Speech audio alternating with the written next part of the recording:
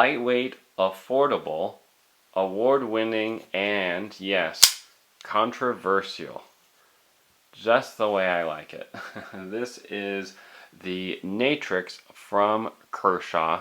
A great knife. I'm a big fan of it. This would be perfect for everyday carry, especially at the low price of $39 on Amazon. I'll leave that link in the description box down below. My experience with the knife, although this is a new release from Kershaw, but so far it's been positive. And I'll talk a little bit about that here shortly. Just wanted to write off the specs on this knife really quickly. But the blade length is going to be 3.25 inches, and the weight on this is 2.9 ounces. And if you guys, like I said, are curious for more information on this, I'll leave links for the Amazon as well as the controversial aspect of this knife. And you'll see very shortly why I don't want to talk about the backstory as well as the way that this name came about, because I don't want to get sued. Plain and simple. But please check that out. And where you can find that story is going to be on Knife News, and I'll like I said, I'll link below. But this knife, despite all of its controversy, I think it's going to be a great knife for Kershaw. As you can see, it does have that AHCR13 MOV steel, so do be aware of the fact that it's going to be a budget-friendly Chinese-made blade, just like the Spyderco Tenacious, also a very famous knife and very popular knife, which is made in China. Now, if you do want to maybe get a knife that is going to be similar, but maybe higher end, more expensive, if you're willing to pay more because of the country of origin, and because you just want something maybe better built, then you can invest in one of the zero tolerance knives that carry the name ZT-0777, and then there's the different variants of that. Like I said, this is award-winning knife design. But let's just talk about what I think about this knife, some of the pros, some of the cons. It shouldn't be too long of a video, but obviously I think this is a really cool looking knife. You compare this knife compared to the ever so popular budget friendly knives from Ontario, known as the Rat Model 1 and the Rat Model 2. Both of these are actually going to be cheaper than this, at ranging low 30s, upper 20s, depending on the variant that you get. These knives don't really look super cool, right? Where this has some style. And so that's the first thing I like about it. I also like the blade shape, this fuller / blood groove design, which takes a little bit of the weight out of this as well. And then the blade edge is going to be very useful for everyday cutting tasks, or to be opening cardboard boxes or whatever it is that you're going to use a knife for. It's good to have a knife on you for no matter what you're doing, walking around the house or going to work or whatever, because you don't want to be opening things with your teeth. Enamel on enamel is bad for them. Ask your dentist. But you can also see another thing that I really like about this is the pocket clip. So you can reverse this. For those of you who like keeping knives in your left pocket, you can move this over. But because it is frame lock, it's not really an ambidextrous design like something like the Spyderco Delica is, where you're gonna close this from the back anyway, so it doesn't matter if you're left or right-handed. So kind of keep that in mind for 10% of those of you who are left-handed, like my father. You're going to probably want to use your right hand to disengage that frame lock. And since I'm looking at the handle right now, I really like the grip on this, the texture on this handle material. It's more or less hardened plastic. I'm sure there's an official name for what this is, but it feels pretty good, and I think it has some good traction on it. Speaking of ergonomics and traction, you can see this finger tool right here.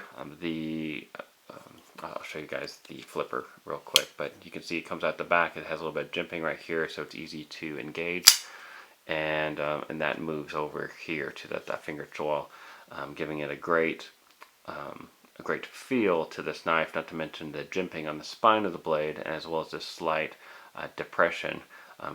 If you want to bear down on this whenever you're cutting through your cardboard boxes or whatnot. I get a lot of cardboard boxes, possibly because I'm a reviewer.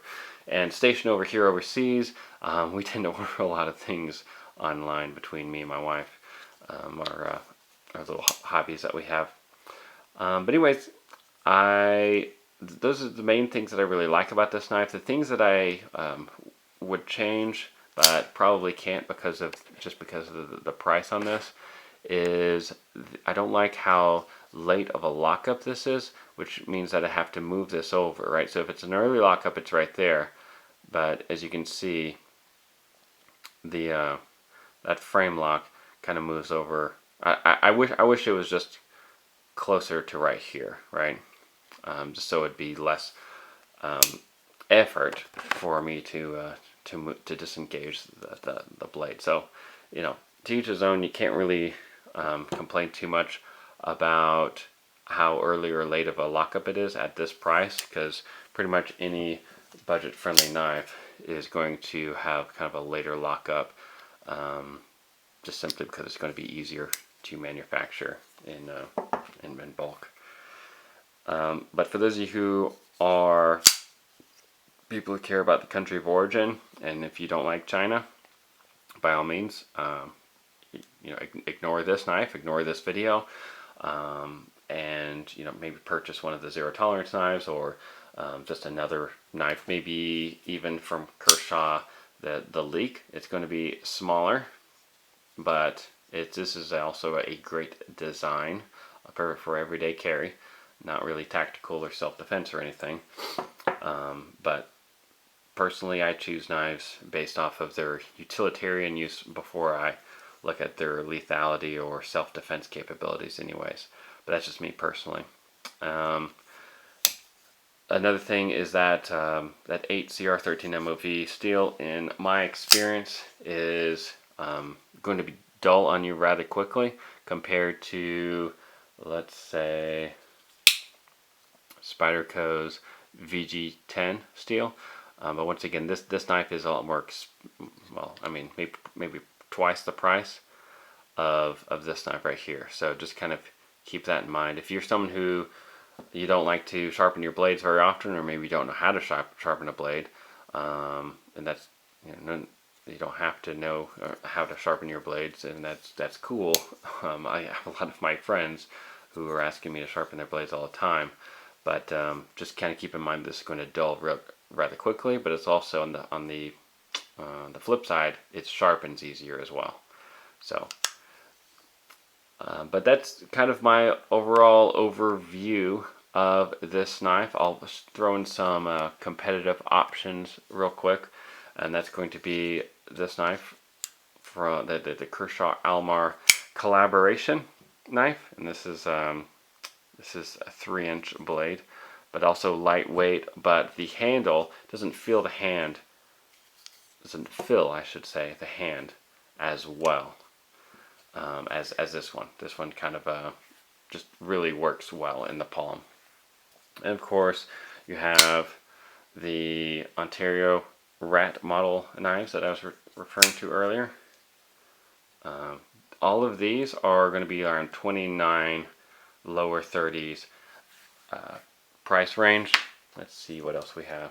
I already talked about some of these knives, but this is the Tenacious from Spyderco. Very popular knife. I'm only going to show you the knives that are in the same price range, but also from Kershaw, although heavier because it has stainless steel handles. But this is the Eldris, another Kershaw knife known as the grinder came out, I think, a couple years ago.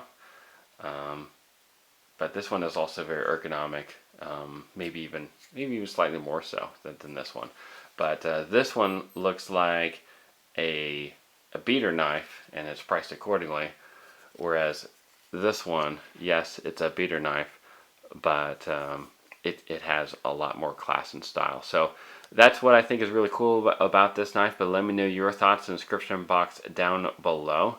I like how lightweight it is. I like the design, and honestly, I like the fact that I like its backstory. So be sure to check that out. The Knife News stories on this. And if you guys are interested in finding out more information about this knife, I'll leave the links where you can purchase this and find it in the description box down below. Anyways, guys, y'all stay safe out there, and remember, it pays to be prepared. God bless. When your channel is budget bug out, you kind of need to spring for the bug out knife, and that is what this knife is named